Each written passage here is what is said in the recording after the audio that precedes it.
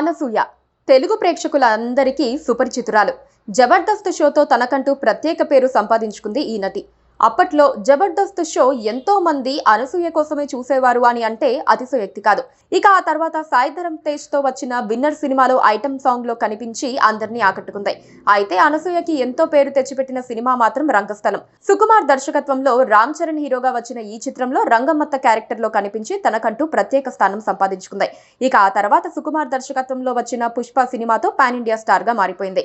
ఇండస్ట్రీలో ఎప్పుడో ఎంట్రీ ఇచ్చినా కూడా జబర్దస్త్ ద్వారా చాలా సంవత్సరాలకు అనసూయకు మంచి బ్రేక్ దొరికింది అనుకుంటారు చాలా మంది. కానీ అది నిజం కాదని, నాగా సినిమాలో ప్యాడింగ్ ఆర్టిస్ట్ గా కనిపించానని, అది అనుకోకుండా చేసిన సీన్ అని చెప్పారు. ఆ సినిమాలో కమేడియన్ సునీల్ కి వెనుక సైడ్ క్యారెక్టర్ గా కనిపించింది.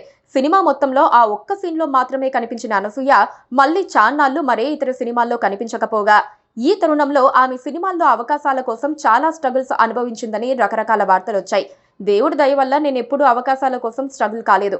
అయితే నాగా సినిమాలో నటించడం అనుకోకుండా జరిగిందని, తాను యాక్సిడెంటల్ యాక్టర్ని అంటూ దాని వెనకున్న అసలు విషయాన్ని చెప్పారు అనసూయ. నాగా సినిమాతో నేను జూనియర్ ఆర్టిస్ట్ గా స్ట్రగుల్ అయ్యి జబర్దస్త్ ద్వారా నాకు బ్రేక్ వచ్చిందని చాలా మంది అనుకుంటున్నారు. ఆ అబద్ధాన్నే పదే పదే చెప్పడం వల్ల అదే నిజమని అనుకుంటున్నారు. నేను ఎన్సీసీలో ఉండటం వల్ల వివిధ కాలేజ్ వాళ్ళంతా పరిచయం అయ్యారు. అలా మేమంతా కాలేజ్ బంక్ కొట్టి ఓ ప్లేస్ లో కలిసేవాళ్ళం. అలా ఉప్పల్ లిటిల్ ఫ్లవర్ లో చదివే ఫ్రెండ్స్ తో కలిశాను.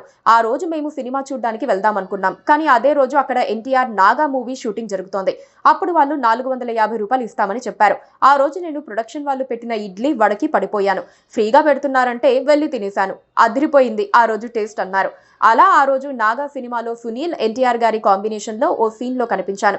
నేనెంత కనిపించకుండా వెనక్కి దాక్కుని ఉన్నా కూడా కనిపించాను. మా ఇంట్లో మా నాన్నగారు చాలా స్ట్రిక్ట్. సినిమాలను ఆయన చూడ్డానికే ఇష్టపడేవారు కాదు. మమ్మల్ని కూడా సినిమాలు చూడనిచ్చేవారు కాదు. కేబుల్ కనెక్షన్ కూడా ఉండేది కాదు. అలాంటి ఫ్యామిలీ నుంచి వచ్చాను. అప్పుడు నేను ఇంటర్ సెకండ్ ఇయర్ లో ఉన్నాను. నాగా సినిమాలో ఆ సీన్ లో కనిపించినందుకు ఆ రోజు 450 రూపాయలు ఇచ్చారు. ఇడ్లీ వడ పెట్టారు. ఆ డబ్బుల్ని తీసుకుని వెళ్లి అమ్మకిచ్చేశాను. జస్ట్ ఒక్కరోజు షూటింగ్ మాత్రమే చేశాను. ఆ తర్వాత మళ్ళీ వెళ్ళలేదు.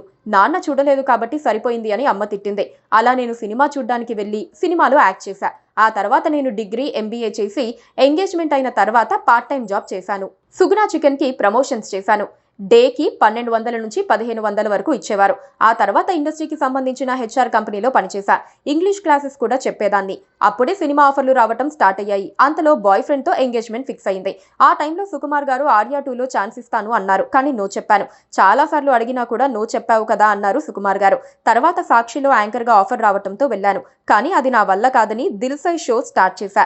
ఆ తర్వాత జబర్దస్త్. నేను యాక్సిడెంటల్ గా యాక్టర్ అయ్యాను. అదే డెస్టినీ అని అనసూయ చెప్పారు. Please subscribe to KTV Telugu. KTV Telugu. KTV Telugu. KTV Telugu channel.